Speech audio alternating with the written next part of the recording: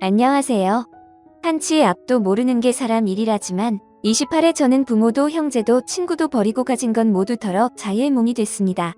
억세고 질긴 인연 살아선 못 끊어낼 줄 알았는데 집안이 풍비박산나는 꼴을 보니 결국은 하게 되더라고요.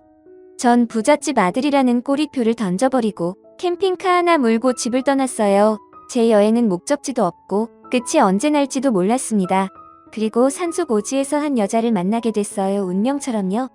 그땐 갑자기 나타난 그 여자가 솔직히 거추장스러웠습니다. 당연히 친절하게 대할 수도 없었어요. 혼자가 좋아 떠난 여행 그 여자를 외면할 수 없어 여기까지 왔습니다. 결정적인 그날 밤이 떠오르네요. 그 얘기를 하려 사연을 쓰게 됐어요. 전 엄청난 부잣집에서 태어났습니다. 어려서부터 집안 행사 때 넥타이를 매고 양복을 입었어요. 꼬마여도 맞춤 양복이었고 영화에 나오는 파티는 일상이었죠. 삼남매 중 둘째였던 전 어려서부터 볼 걸 못 볼 걸 다 보고 자랐습니다. 우리 집에 많은 건 돈이요 없는 건 인정사람 냄새였어요. 부모님은 집안 행사나 회사에 큰일이 있을 때마다 저희 셋을 앞세웠습니다. 엄청 단란한 가족처럼 보였겠죠. 아버지는 어딜 가도 대접받았고 사람들이 머리를 조아렸어요. 돈과 지위 권력이 있던 아버지는 여자까지 여럿 거느렸습니다. 한마디로 어머니 한 분으로 만족하지 못하셨어요. 아버지의 바람 때문에 어머니 역시 제정신이 아니었죠. 한밤중 부부싸움 소리는 하루가 멀다 하고 들렸습니다. 왜 싸우는지 그 내용까지 적나라하게 다 들렸어요. 이번엔 변호사냐, 그전엔 영화 배우 만나더니 외지적인 여자 만나고 싶었어. 청담동 빌라 그걸 왜 그 여자를 줘 죽기를 꽃뱀 변호사한테 눈이 뒤집혔어. 뭐라는 거야. 그 여자가 어디 꽃뱀이야. 당신이 이렇게 천박하게 구는데 내가 바람을 안 피우고 배겨.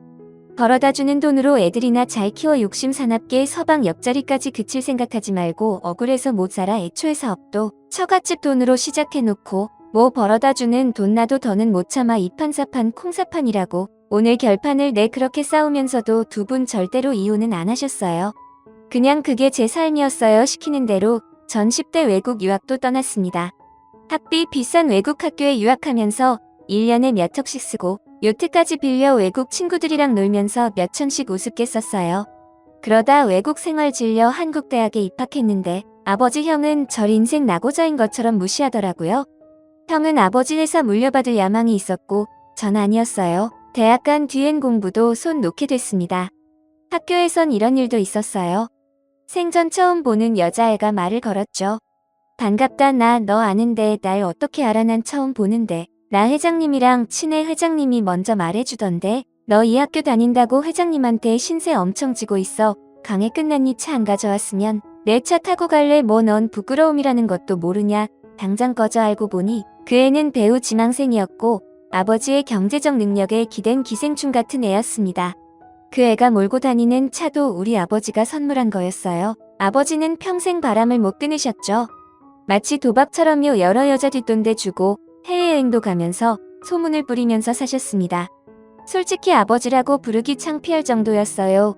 어머니도 정신이 병 드셨는지 부잣집 사모님들과 어울리면서도 끊임없이 남들과 비교하고 자신의 신세를 한탄하셨죠. 그 옆언내 얼굴은 뻑인 주제의 서방 사랑을 독차지한다고? 웃겨. 정말 주 회장 바람길. 세상이 다 아는데 자기만 몰라요. 멍청하게 돈 있는 남자 바람 안 피우는 남자가 어디 있다고? 어머니 이제 말씀 좀 가려 하세요. 우리도 다 컸는데 막내가 불편해서 밥도 못 먹잖아요. 형은 겉으로는 착한 척하지만 실상은 달랐습니다. 앞에서는 고분고분 부모님 말씀 잘 듣는 척했지만 뒤로는 아버지 재산 빼내려고 잠 멀리 굴리는 남봉꾼이었어요.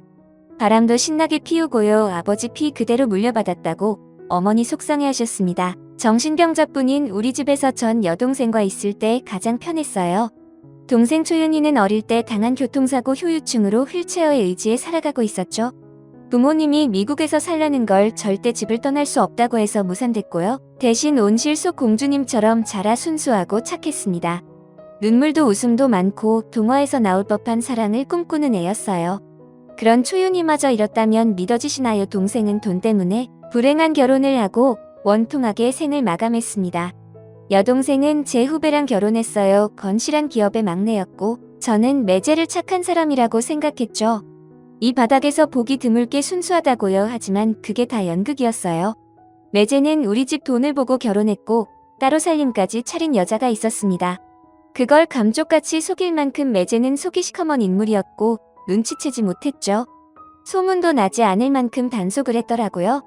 초윤이 몸 불편한 거 전혀 개의치 않는다고 하면서 1년 동안 얼마나 정성을 들였는지 몰라요. 하지만 결혼 6개월 뒤 초윤이가 절 붙잡고 펑펑 울었습니다. 신혼집은 참기름 냄새는 거령 썰렁하게 짝이 없었어요. 동생 혼자 6개월을 독수 공방하고 있었던 거였죠. 매제는 인간 쓰레기였습니다. 초윤이를 좋아하는 척하며 결혼해서 후계자 구도 굳힌 뒤에 본색을 드러낸 거였죠. 다른 여자랑 살림을 차리고 거기서 살다시피 한다는 거였어요. 심지어 아들, 딸까지도 없고요. 동생은 그 사실을 최근에 알게 됐는데 매제는 적반하장으로 나왔대요. 더 억울한 건 인자한 척 연기했던 시부모의 이중성이었어요. 남자가 씨뿔인걸 어떻게 되돌리냐고 첩이 낳은 자식이라 할지라도 씨는 아들씨야. 너는 자식 욕심내지 말라고 하더랍니다. 오빠 그 사람 그 여자 사랑한대. 나보고 알아도 모른 척하고 입 다물고 살래 나한테 그러더라. 자기한테 뭘 더해줄 수 있냐고 주제 파악하고 괜히 질투 같은 거 하지 말고 가만히 있으라는데 경태씨 이런 사람인 줄 알았으면 나 결혼 안 했어. 여기가 내 가슴이 너무 아파. 내가 이 자식 요절을 냈고요. 가만 안 둘 거라고. 안 돼. 오빠 일로 집안 시끄럽게 하면 이혼한다고 그랬어. 나 아직 결정 못 내렸어. 엄마 아빠 뭐라고 하실지. 그것도 두렵고 이혼할지 말지는 조금 더 있다가 결정할게. 그러니까 기다려줘. 저는 피눈물을 삼키며 그 집을 나와야 했습니다. 그리고 며칠 후 일이 벌어졌어요. 초윤이가 집에서 숨졌다는 소식이었습니다. 여동생은 엘리베이터가 있는 주택에서 살았는데 2층 베란다에서 휠체어와 함께 떨어졌다는 거였어요. 이것도 추정이었습니다. 목격자도 CCTV에 잡힌 장면도 없었어요. 동생이 발견된 건 다음날 아침이었죠. 어마어마한 분노와 죄책감이 몰려들었죠. 좀 더 힘을 줄 걸 한 번이라도 더 만나 얘기할 거라지만 빈진 후회였어요. 장례식장의 매제와 그 가족들은 코빼기도 안 비쳤습니다. 여동생이 죽은 뒤 한때 매제라고 불렀던 그 인간은 첩으로 두던 여자와 정식 결혼을 했다고 들었어요. 꼭 동생이 죽길 기다렸던 것처럼 일이 착착 진행됐죠.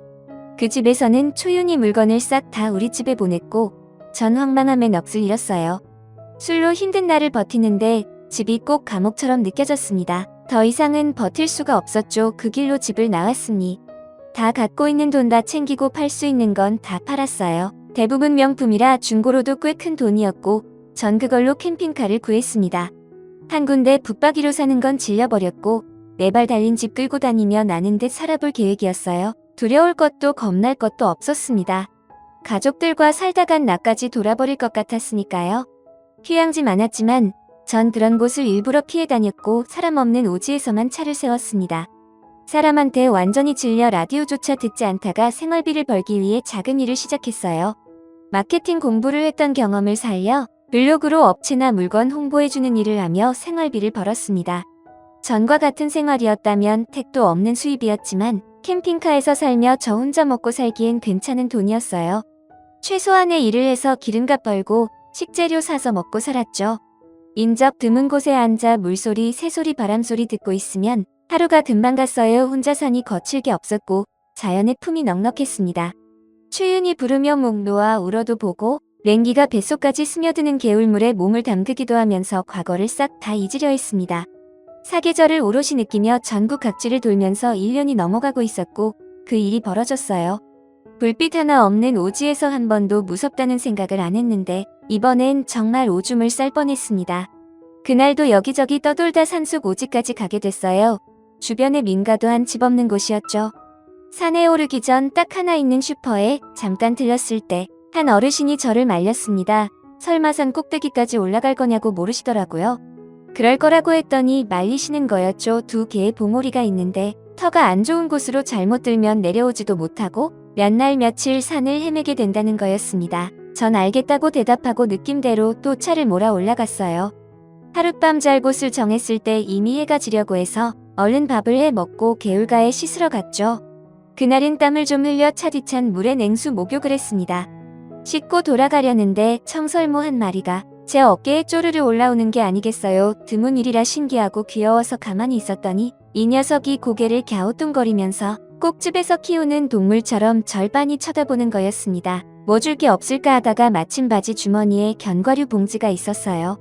아몬드 몇 개가 남아있어 줘봤더니 좋아하더라고요. 이 녀석 참 신기하네. 너 사람 안 무서워하는구나. 까만 청설모는 입이 터져라 아몬드를 집어넣더니 땅으로 내려가 또 절반이 쳐다보네요. 더 없으니까 집으로 가. 나도 이제 가야겠다. 캠핑카에 도착했을 땐 이미 해가 넘어간 뒤였어요. 깊은 산속이라 칠흑 같은 어둠이었죠. 별 보며 잠들 생각을 하며 캠핑카에 들어간 순간 전 졸도하는 줄 알았습니다. 웬 여자가 캠핑카 침대에서 자고 있었어요. 문 쪽으로 등을 돌리고 누워 있었는데 머리가 엄청 길었고 옷도 희한한 차림이었죠. 귀신이야. 급하게 돌아 나오려는데 테이블 위에 빈 봉지들이 보였어요. 귀신이 과자고 빵이고 먹어 치울 리 없잖아요. 내일 먹으려고 남겨둔 김치 볶음밥까지 싹싹 긁어 먹었더라고요. 차 안엔 흙냄새, 땀냄새가 진동했습니다. 사방이 발자국, 손자국이었고요. 전 이상하다 싶어 그 여자를 지켜보기로 했습니다. 여잔 조용히 코까지 골기 시작했어요. 모르긴 해도 무척 고단한 것 같았습니다. 그래도 이런 깊은 산속에서 사람을 만나다니, 게다가 맨발 흙투성이로 여기까지 왔다는 게 믿기지 않았어요. 큰 대로변에서 이곳까지 들어오는 3시간 동안 사람은 코빼기도 안 보였었거든요. 뭐야 이 사람이야 귀신이야 진짜 미치겠네. 얼굴이 안 보여 답답했죠. 그런데 여자가 갑자기 끙끙 앓는 소리를 내며 몸을 돌렸어요. 저도 모르게 괴성이 튀어나왔습니다. 뭐야 당신. 얼굴이 엉망이었어요. 얼마나 맞았는지 퉁퉁 부어올랐고 시뻘엉멍에 피딱지에 긴 머리는 헝클어져 산발이었어요. 보고 있는 제가 아플 지경으로 여자 얼굴은 최악이었죠. 제가 지르는 소리에 여자가 놀라 벌떡 일어났습니다. 무릎을 감싸 안더니 구석으로 몸을 웅크리고 숨더라고요. 모습이 너무 처참했습니다. 저도 모르게 경찰 부르자는 소리가 나왔어요. 사람 맞죠? 얼굴 왜 이래요? 이봐요 말은 할 줄 알아요? 맞아서 이렇게 된 거 맞죠? 경찰 부릅시다. 아니 경찰서까지 데려다 줄까요? 누가 이랬어요? 그랬더니 그 여자 제 바지가랑이를 붙잡고 이러는 게 아니겠어요? 살려주세요. 저 좀 살려주세요. 경찰은 안 돼요. 부르면 잡혀가요? 이 차 움직여요? 저 좀 아무데나 데려가 주세요. 아주 멀리 어디로든 상관없어요. 제발요. 갑자기 왜 이러세요? 무슨 일인지 알아야 할 거 아니에요. 그러더니 갑자기 여자가 의도 단추를 푸는 게 아니겠어요. 눈빛이 제정신이 아니었고 엄청나게 떨고 있었습니다. 원하면 하룻밤 같이 보낼 수도 있어요. 그런 걸 바라는 거예요. 아무래도 좋으니까 제발 여기서 도망칠 수 있게 도와달라고요. 전 기겁하고 여자를 뿌리치며 말했죠. 이럴 거면 내려요. 나 그런 사람 아니라고요. 어디서 그런 말을. 빨리 내려요. 당장 경찰 무서워하는 거 보니까 죄졌네. 하필 이런 여자가 재수없게 빨리 안 나가요. 여자는 눈이 커지더니 손을 싹싹 빌기 시작했습니다. 그 퉁퉁 부은 얼굴에 닭똥 같은 눈물을 흘리면서 애원했어요. 저 그런 여자 아니에요. 너무 간절해서 그랬어요. 입을 끄면 안 돼요. 그 사람들이 쫓아올까봐 무서워요. 제발 여길 떠나주세요. 네? 부탁입니다. 여자는 애초로울 정도로 사정을 했고 전 달등했습니다. 복잡한 일에 휘말리기 싫었거든요. 이 여자를 내쫓으면 간단한 일인데 어쩐지 그러기가 어려웠어요. 전 몇 가지 확인을 했습니다. 당신 죄졌냐? 혹시 경찰에 잡힐 만한 짓 한 거 아니냐 물었더니 절대로 그런 게 아니래요. 억울하게 붙잡혀 맞아 죽을까 봐 그런 거라고 믿어달라고 하더라고요. 일단 여기서 벗어나게 해주면 사정을 다 말하겠다고. 어떻게 하면 믿어주겠냐고 울어서 더는 망설일 수 없었습니다. 전 알았다고 여기서 벗어나게는 해주겠는데 대류변에 버스 정류장이 나오면 거기서 내려야 한다고 약속을 받고 차를 움직이기 시작했습니다. 칠흑 같은 어두운 밤길 찾기도 어려웠지만 어쩔 수가 없었어요. 여자는 울퉁불퉁한 산길을 내려가는 동안 찍소리도 안 하고 불안해했죠. 얼마나 달렸을까요? 서서히 여명이 밝아오기 시작했습니다. 자정쯤 산속을 나와 몇 시간 동안 비포장 도로를 달려 산길을 내려왔으니 그곳으로부터 꽤 많이 떠나온 거였어요. 뒤를 돌아보니 여자도 꾸벅꾸벅 졸고 있더라고요. 한숨이 나왔습니. 다 어째 처음 봤을 때보다 얼굴이 더 부어오른 것 같았어요. 멀찍이 버스 정류장 표시를 보였고 전 차를 세웠죠. 이봐요. 내려요. 버스 정류장이라고요. 네. 아저씨 여기가 어디예요? 모르겠어요. 나도 처음 온 곳이라. 버스 정류장 앞에 동네 이름 있을 건데 그거 보고 갈 길 가요. 차비는 있어요? 아니요. 아무것도 없어요. 여자는 입술을 깨물며 울고 있었어요. 왜 우냐고 물었더니 어딜 가야 할지 모르겠다고 하더라고요. 몇 살이냐 그제야 나이를 물었고 24시라는 대답을 들었죠. 전 2만 원을 주면서 잘 가라고 했어요. 여자는 쭈뼛거리며 캠핑카에서 내렸습니다. 해가 뜨는 그 시각 먼지 풀풀 날리는 시골 버스 정류장엔 그 여자뿐이었습니다. 멀리서 봐도 정말 못 볼 꼴이었어요. 낡은 셔츠와 고쟁이 흙물이 들어있었고 멍투성이 얼굴을 하고 불안한 얼굴로 두리번거리고 있었죠. 제 정신이긴 한 건지 전 자리를 뜰 수 없었습니다. 버스 타는 것까지 보고 가려고 했는데 30분이 지나도록 버스 한 대도 지나가지 않았죠. 결국 전 다시 그 여자 앞으로 차를 몰았습니다. 다시 타요? 못 봐주겠으니까. 아이 사람 꼴을 하고 있어야 말이지. 그래도 돼요? 안 느끼면 그냥 가고요. 여자는 눈물을 닦더니 냉큼차에 오르더라고요. 전 두말 없이 가까운 휴게소로 향했습니다. 주차장에 차를 세워놓고 그 여자한테 제 옷을 던져줬어요. 갈아입으라고 하고 나와서 우유와 호두과 자를 샀죠. 그러고 있는데 문득 죽은 동생이 떠올랐습니다. 저보다 4살 어린 그 여자 꼭 초연이 같았어요. 그래서 내버려 두지 못했던 것 같아요. 여자는 허겁지겁 호두과자 한 봉지를 다 먹어 지웠습니다. 괴걸스럽게 먹어 캐커크거리고 우유도 한꺼번에 다 마시려고 하고 난리였어요. 천천히 좀 먹으라고 안 뺏어 먹는다고 해도 소용없었죠. 추측하기로는 아마 거기서 제대로 먹지도 못했던 것 같더라고요. 오랫동안 굶은 것 같았습니다.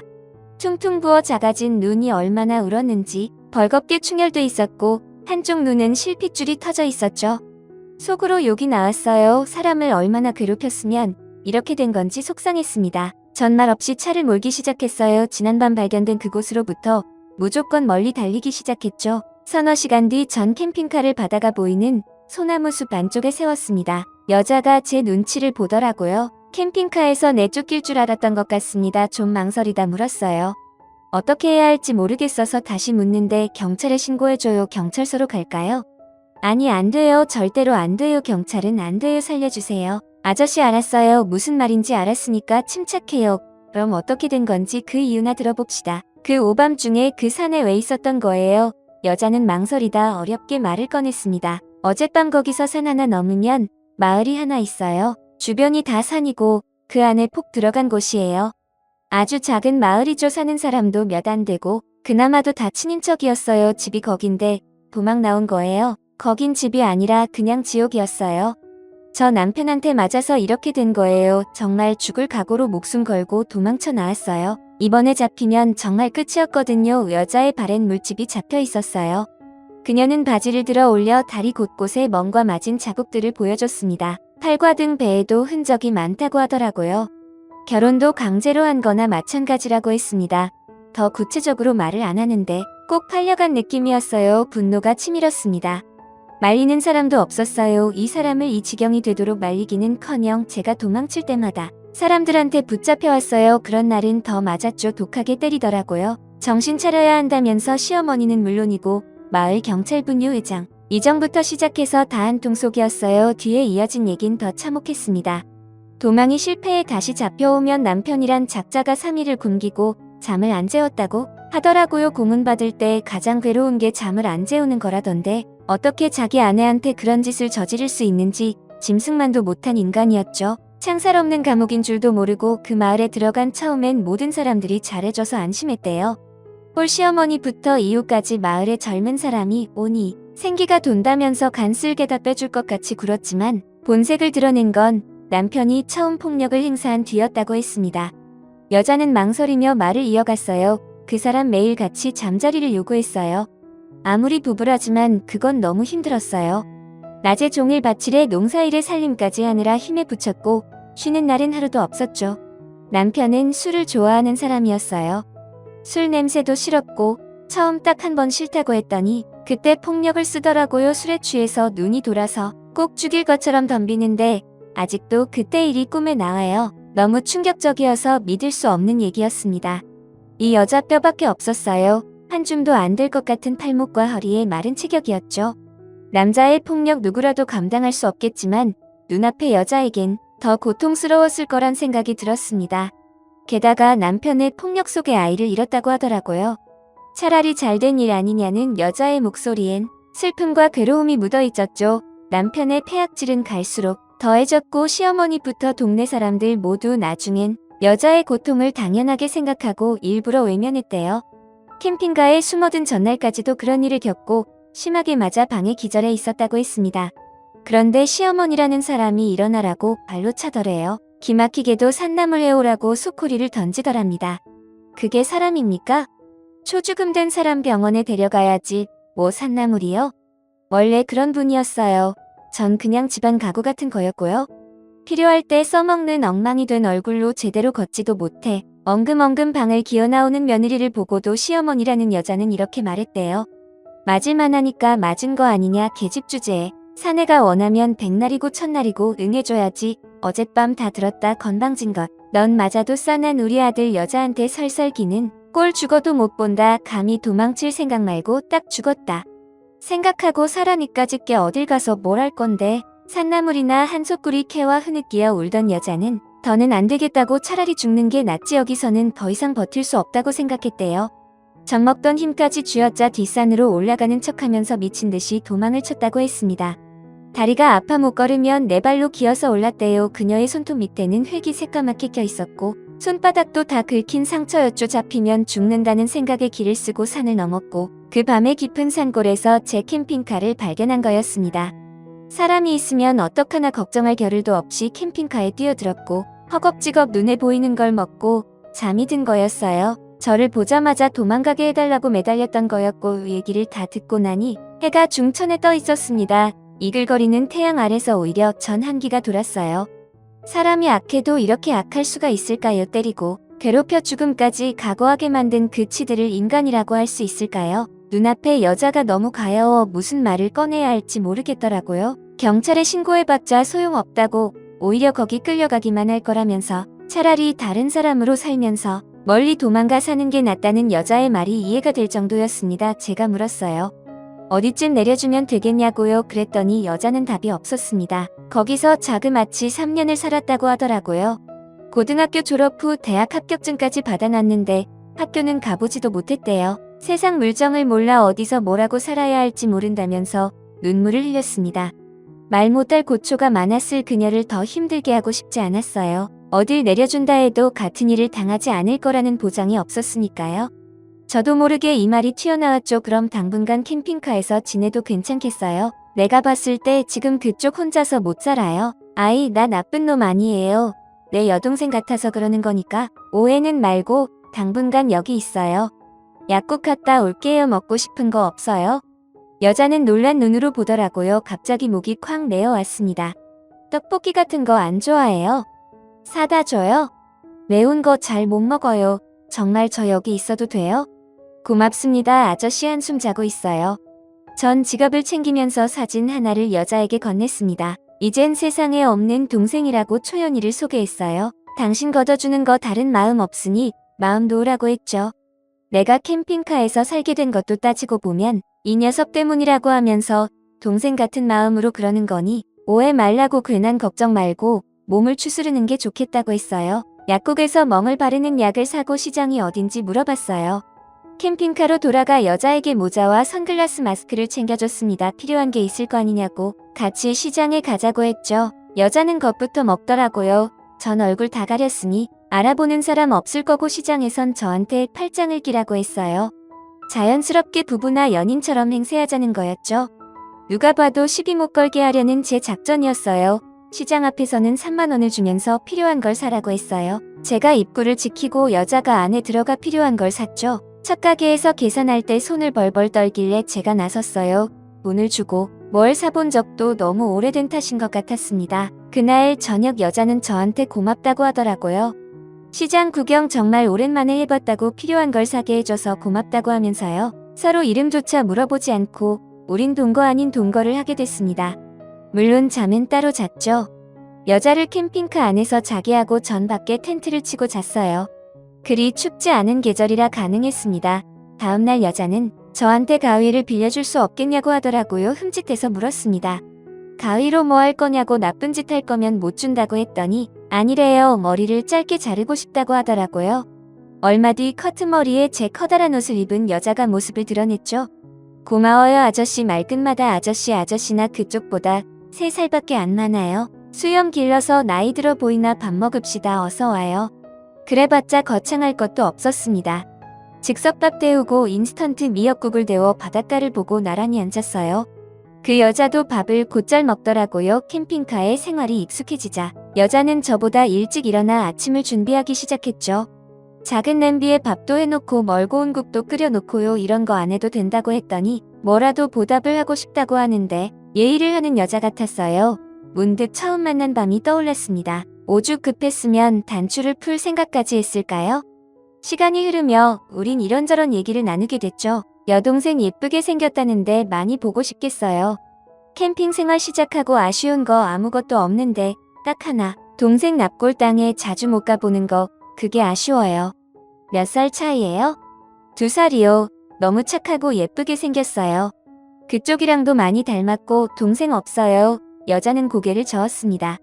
슬쩍 연락할 부모, 형제나 친척 없냐고 물었더니 답이 없어요. 그럴 만한 사정이 있겠거니 더는 묻지 않았죠. 시간이 흐르며 여자의 얼굴에서 붓기가 빠졌습니다.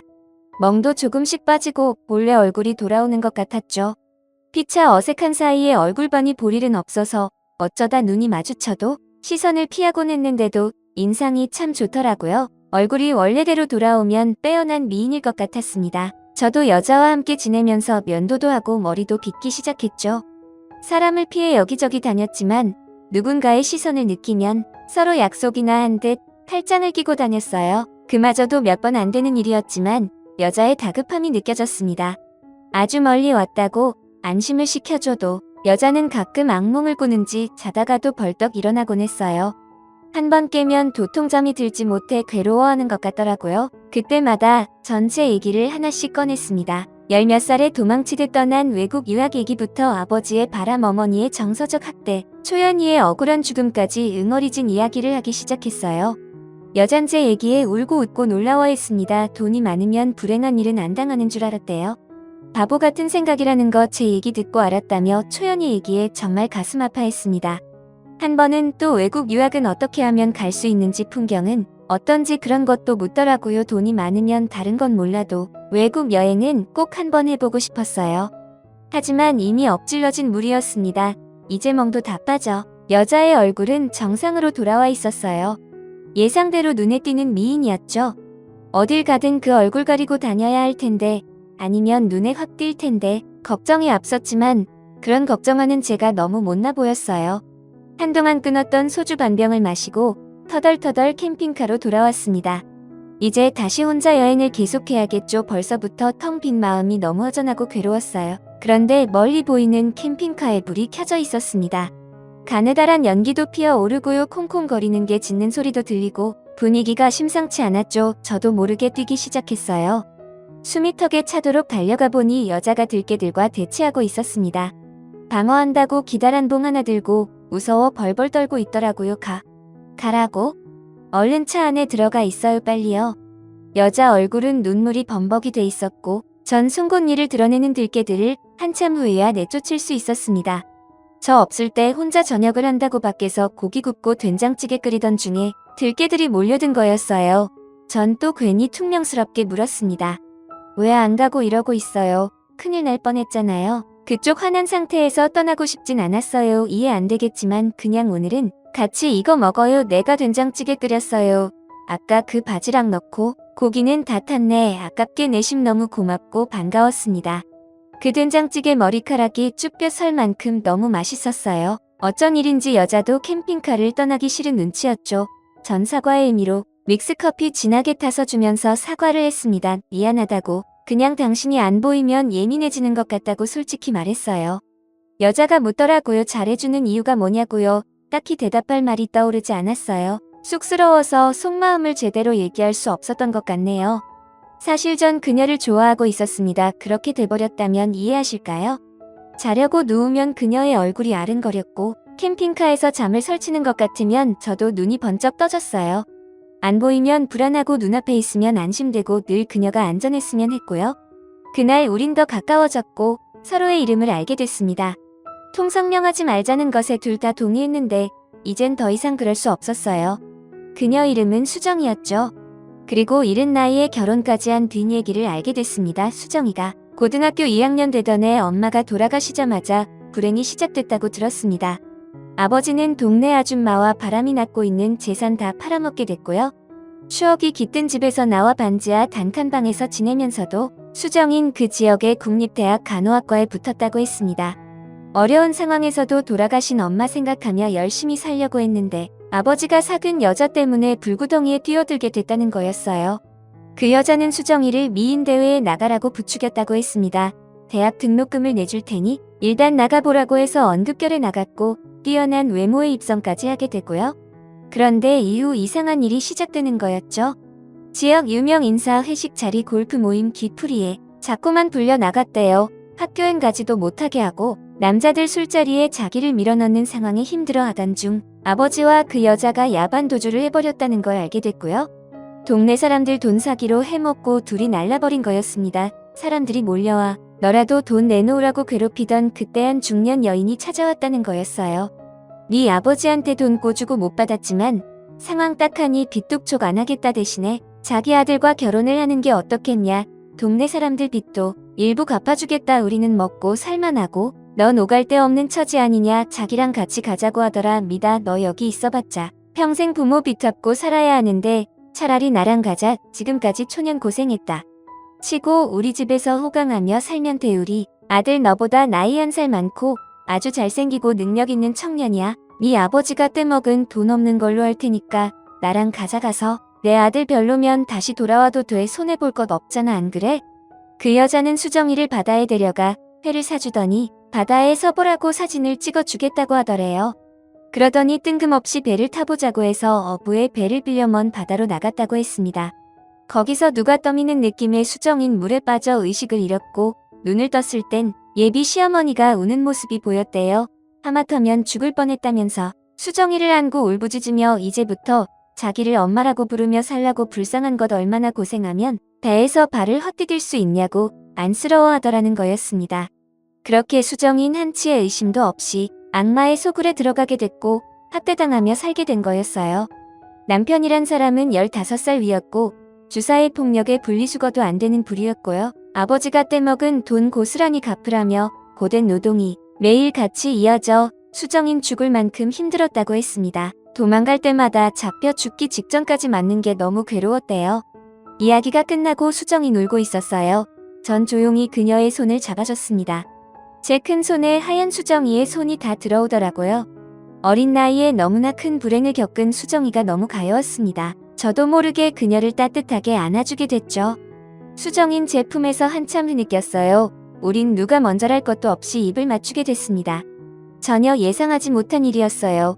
그녀가 묻더라고요. 캄캄한 밤이 무섭지 않은 이유를 아냐며 돌아가신 엄마가 해줬다는 얘기를 들려줬네요. 먹구름 뒤에 영롱한 달이 있을 거라고 믿으면 두려울 이유가 없대요. 지나가는 바람에 먹구름은 곧 사라질 거고 칠흑 같은 어둠도 거칠 거라는 거였죠. 도망쳐 깊은 산속을 헤매다 작은 불빛이 보이는 제 캠핑카를 발견했을 때 살았다 싶었고 그 느낌 잊지 못한대요. 작지만 안전한 공간이라는 생각에 허겁지겁 먹을 걸 입에 넣자마자 잠이 쏟아지더라고요. 전 제 마음을 고백하게 됐어요. 수정이가 더는 다치는 거 싫다고 아프고 힘들어하는 모습도 보고 싶지 않다고 사실 좋아하게 됐다고 말했습니다. 적지 않은 나이에도 그런 고백은 쉽지 않았어요. 떨리고 쑥스러운데 수정이가 제 품에 꼭 안기더라고요.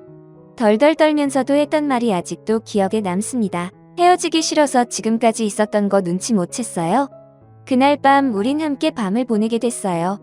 늘 혼자라고 생각했고 앞으로도 외롭게 살 거라고 여겼는데 그날 밤은 너무나 따뜻했습니다. 캠핑카가 하나도 좁지 않았어요.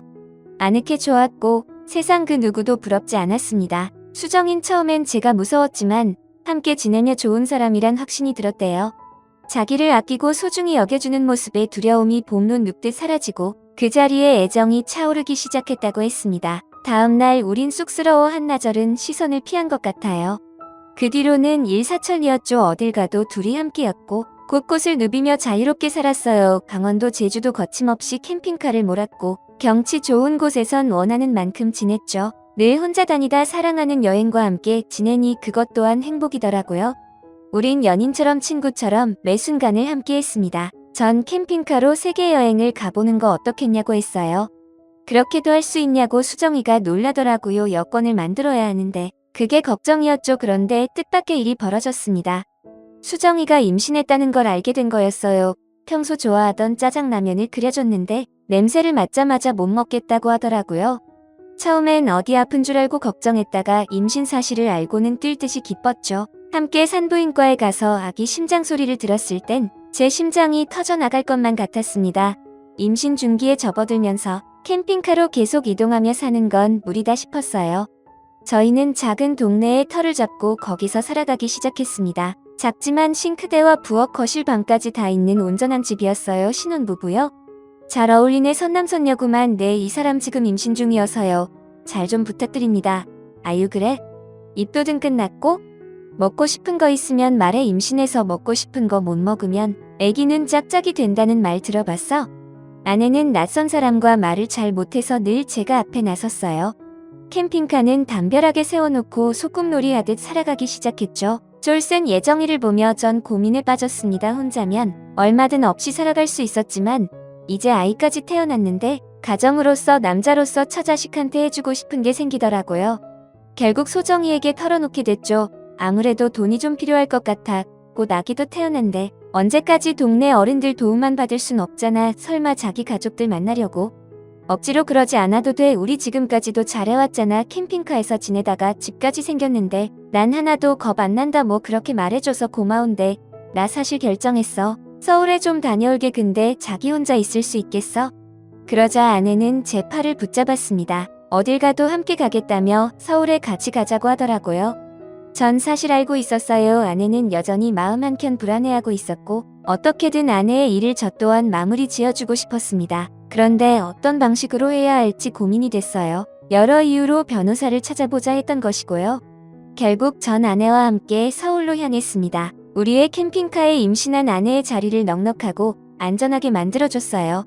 태어나 처음 서울에 와본 아내는 연신 신기하다 난리였죠. 서울만 봐도 이렇게 좋아하는데 해외를 가면 얼마나 좋아할까 싶었죠. 그리고 우리 집 일을 봐주던 변호사와 만났습니다.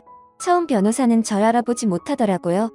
캠핑카를 몰고 사라진 지 2년이 넘는 동안 전 많이 변해 있었습니다. 깡 마르던 몸에 살이 붙었고 턱수염도 길러 나이도 많아 보였죠. 편안한 옷차림에 흙 묻은 등산화 덥수룩한 장발에 절 그냥 지나치더라고요. 김 변호사님 누구시죠? 저예요. 심재영. 아이고 왜 이렇게 변했어요? 같은 사람 맞아요. 변호사님도 배가 더 나오셨네요. 관리 안 하시나 봐요. 그간 어디서 어떻게 살았냐고 물어서 솔직히 대답했죠. 혼자 몸으로 캠핑카 끌고 전국을 다녔다고요? 이제 세계 일주를 떠나고 싶은데 혹시 내 앞으로 된 돈이 있냐고 물었습니다. 아내 일도 물어보려던 찰나 변호사가 부모님 얘기를 꺼냈어요. 이럴 때가 아니에요. 지금 회장님, 사모님 소식 모르시죠? 그리고 듣게 된 소식에 큰 충격을 받았습니다. 아버지는 이미 세상을 떠난 뒤였어요. 외국의 호텔에서 비명 행사하셨다는 소식이었죠.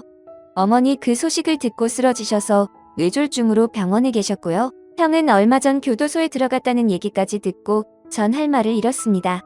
그동안 어떻게든 연락을 해보려고 했지만 누구도 제 소식을 알지 못해 힘들었다고 하더라고요. 그도 그럴 것이 전 핸드폰조차 없었습니다. 탐욕스러운 가족에게 닥친 불행은 초연히 일이 끝이 아니었던 거였어요. 임신한 아내에게 뭐라 말을 해야 할지 막막했죠. 아버지는 돌아가신 뒤고 어머니가 병원에 계시다고 했더니 아내는 저만 괜찮으면 같이 가보자고 하더라고요. 그렇게 치장하기 좋아하시던 어머니 환자복을 입고 쓸쓸히 누워 계셨습니다. 제가 임신한 아내를 보여드리니 말도 못하시고 눈물을 흘리셨어요. 전 그토록 미워했던 어머니 앞에 무릎을 꿇고 오열했어요. 2년이 넘는 동안 집안은 완전히 해체되어 있었습니다. 결국 전 아버지 회사를 물려받게 됐어요. 이미 내리막길을 걷고 있었지만 규모를 축소해 운영해 나갈 수밖에 없었죠. 전 납골당에 혼자 찾아가 봤습니다. 사진 속 동생을 보니 눈물이 고였어요. 초연아 오빠 왔다. 그동안 잘 있었어? 새 언니 생긴 거 알지? 뱃속의 아기도 오빠 도와줘. 초연아 나 다시 돌아오게 됐어. 회사 일 준비하며 변호사와 아내의 일도 상담을 했죠. 알고 보니 아내는 사망한 사람으로 되어 있었습니다. 기가 막힌 일이었죠. 아내의 친부와 내연녀가 수정이를 그 파렴치한 모자에게 팔아넘기며 사망신고를 한 사실이 뒤늦게 확인됐어요. 상고를 갇히기 전 바다에서 빠질 뻔한 사고를 실종사고로 위장해 신고하고 그 후 1년이 되는 시기에 사망신고를 한 거였죠. 상고의 시모는 그렇게 수정이를 평생 가둬두려고 했던 거였습니다. 참 지독한 사람들이었어요.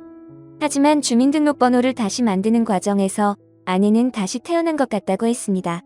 지난날의 나쁜 일 다 없어진 기분이라고요. 그렇게 말해주니 정말 고마웠습니다. 도박장에서 발견된 수정이의 친부는 그 후 오래 살지 못했어요. 도망자로 살면서 피폐해진 몸으로 길에서 돌아가셨다고 전해 들었죠. 자업자득인 셈이었습니다. 진작 친부와 헤어진 내원녀는 추한 몰골로 수정이 앞에서 무릎을 꿇었어요.